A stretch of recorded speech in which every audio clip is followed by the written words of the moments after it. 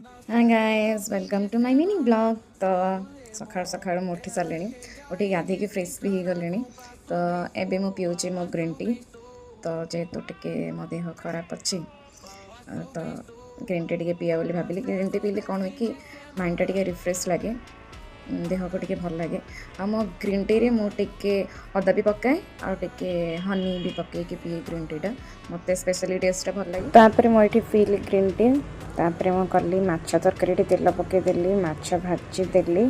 देखिपे वेदरटा केते भल अच्छी आम घर आगे वर्षा होता आउ जमी गुड़े देखिए के पानी हो जाए वर्षा हो पाग पूरा मसई पाग को इलिश माछ बेसर सहित पखाड़ इलिश माछ झाल करी बढ़िया लगुला। तापर संध्या खाइली छेना छेना ये बहुत टेस्टी होता बहुत प्रोटीन भी थाए। तापर खाइली पनीर को रोटी। जदि आपको ये भल लगे लाइक करेंगे सब्सक्राइब करेंगे शेयर करेंगे। Bye bye.